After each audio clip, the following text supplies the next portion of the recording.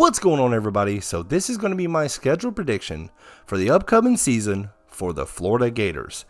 And as I looked at the schedule, man, it's going to be a rough schedule for the Florida Gators again. It was already a rough schedule last year. Florida Gators finished 6-7. Not the way a lot of Florida Gator fans were hoping the season went, especially under a new head coach, Billy Napier. But he was dealt a bad hand to start out. Recruiting was bad, morale was bad, coaching was bad, and he took it over. He was in a bad spot, but finishing 6-7 still wasn't what the Florida Gator faithful was hoping for. This upcoming season is going to be rough, and without further ado, I'm just going to get right into it. Listen, now this is an early schedule prediction, so don't come at me in the comments and tell me I'm an idiot. Because I'm going off of what I saw from the spring game. Florida Gators did not have a great spring game, in my opinion. I think a lot of people will echo that. Wasn't a great spring game from what I saw. Quarterback position's a big question mark. Let's see what the Florida Gators can do in the next coming months. But I was already anticipating making a schedule prediction after the spring game so I can see what the product on the field looked like. Thought offensively, shaky. Offensive line was... Of course, offensive line was banged up, had about 2 or 3 starters out, so that's left still at a question mark. But defensively, defensive line looked good, but is that because the offensive line was out? There's still a lot of questions. It's hard to judge after a spring game, but I'm going to go off of what last year and who the Florida Gators are returning back, and the incoming freshmen who I'm high on, especially in the 2023 class. But without further ado, let's get into this schedule prediction. Listen, first game, Utah is going to want some revenge, okay? Florida's first game, August 31st, at Utah. This is at Utah. Last year was in the Swamp. Man, Amari Burney with the game-saving interception to end the game. Cameron Rising threw an interception right in the end zone. He's coming back. And I always do what I always do is I give the edge to the team who has the better quarterback. Well, none of that. Utah is just going to be better in a lot of aspects over Florida this upcoming season. And Utah is going to want that revenge in Utah. Cameron Rising, they're going to come after Florida first game. And Florida starts with a loss. I don't think a lot of people are going to be too upset about my prediction on that one, because it just makes sense. Utah's bringing back a lot of leadership, especially when you bring something back at the quarterback position. I mean, that is a huge upgrade. Florida right now, we don't really know who's going to be quarterback. Is it Graham Mertz? Is it Jack Miller, Max Brown? What I saw from the spring game, I'm not going to give them even a shot really right now to upset Utah. Utah is going to be a big favorite, what I think. ESPN right now has Florida at number 18. I don't know how they got them at number 18 overall. That was definitely mind-boggling to me. But so Florida starts the season 0-1 with a loss to Utah. Next week, I won't get too much in it. It's McNeese. Florida should beat McNeese. That's going to be a win there. They'll be 1-1. The following week, they go and play Tennessee in the Swamp. They played them at Tennessee last year. Listen, Tennessee, I think they still lose their quarterback. They're bringing in a new one, but Joe Milton is still a good quarterback. I have seen enough from him to kind of tell that they're going to be just fine on the offensive side. He's got a rocket arm. Tennessee's defense is still going to be, lackluster, but I think Tennessee still on the offensive side. They're still going to get the victory over Florida. So Florida goes 1-2 after Tennessee. So after Tennessee, Florida plays Charlotte. Not going to get much into that one. Florida should beat Charlotte. That's going to be 2-2 their record now. Entering Kentucky. Okay, so Kentucky. Florida got beat by Kentucky last year, and it was an ugly game. And, you still had possible first-round quarterbacks, Will Levis and Anthony Richardson, and just not much was going on from neither side offensively. It was a defensive game, and I think it's going to be that again. I do think Florida will go on the road to Kentucky and get a victory. I think their record will be 3-2. I think it's going to be a low-scoring game just like last year. It's going to be a defensive game. So the following week after Kentucky, the Florida Gators get Vanderbilt in the swamp. Listen, if the Florida Gators lose 2 years in a row to Vanderbilt, you're going to start seeing questions about Billy Napier. And that will be rightfully so. You can't lose to Vanderbilt 2 years in a row. Just not happening. You can't. Okay, this ain't basketball. Okay, this ain't baseball. If you lose to them there, that's fine. You can't lose 2 years in a row to Vanderbilt. Not happening. And I don't think it happens. I think Florida will get the victory at home against Vanderbilt, especially at home. You can't lose to them at home. So, okay, so this is where, Florida's 4-2 right here after Vanderbilt. And if they can go 4-2, I will be just fine with that.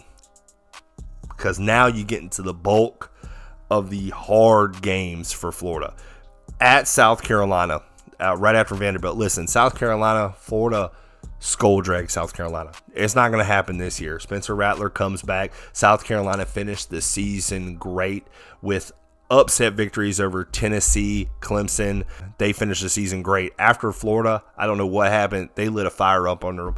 And I think South Carolina is going to be a team to watch out for in the SEC. I think they're going to be a scary team for, big teams. I'm not going to say they're going to win the SEC championship, but I think South Carolina is a team to look out for.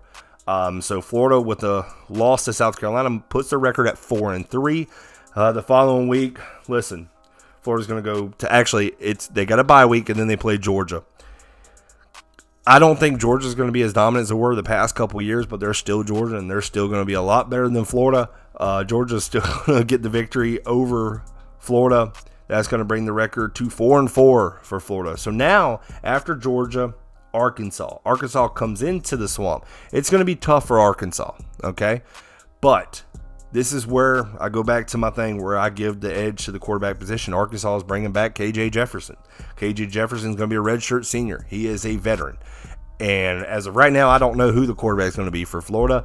Arkansas, I thought, could have been a good team. I thought they went 6-6 last year throughout the regular season, but I thought they were better than that. I think they just had a tough schedule. And I think they're I still think they're going to be a good team this upcoming year.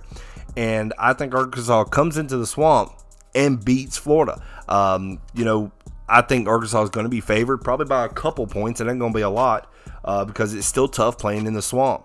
But Arkansas is going to get the victory over Florida as of right now. I got to keep saying that because things can change within the next couple of months.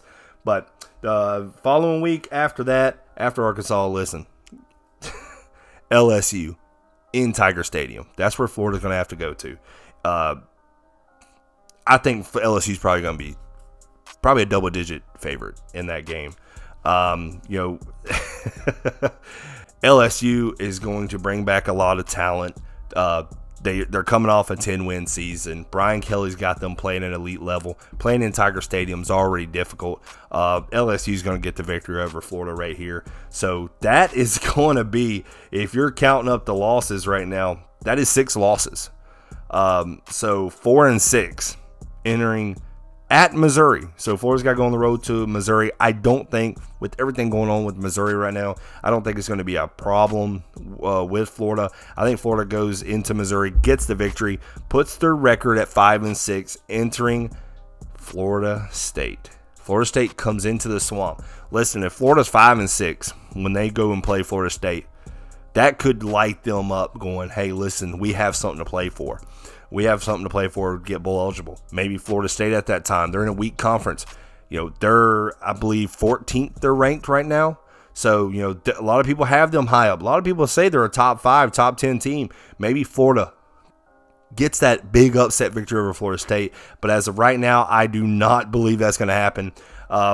Florida State, even though I hate Florida State is going to bring back a lot of talent. They actually had one of the best, if not the best, transfer portal ranking. They brought in a lot of talent because they believe that Florida State has a legit shot at the national championship this year. I do not, because I don't think Jordan Travis is that good to put them over that hump. But I think he's going to be better than what Florida has at the quarterback position, in my opinion. Jordan Travis is coming back for his 8th year as a quarterback, so I think he adds some kind of leadership and adds something to that team. But with this schedule, it's going to be tough. It's going to be a rough season for Florida. But I do have them finishing 5-7, worse than last year. It's just I have so many questions. Spring game left me with way more questions. You want them to look good, so it's like, okay, at least it puts me at ease that we'll be decent somewhere. Did the defense look good because the offense was bad? Was the offense that bad that it made the defense good? It's really a big question mark to me right now how good this team can be, will be. Maybe they'll shock some people. ESPN has them at their FPI, I believe it is, at tied for 18th.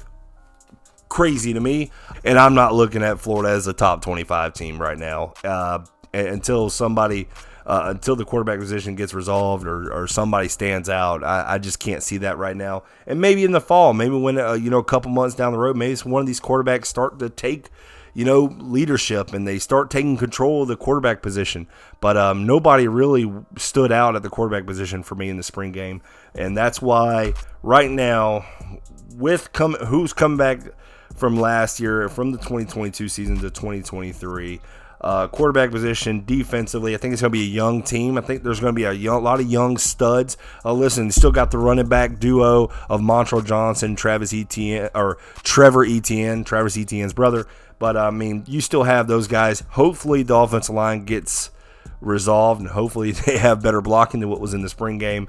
But, I think that's what it's going to be. I think it's going to be Florida's you're not going to be looking at an offense that's going to be putting up 30, 35 a game. It's going to be, they're going to want to hold on to the ball, 7-8 minute drives, and hopefully their defense is not like last year. Hopefully defensively they can come up with some stops and they just hold the ball.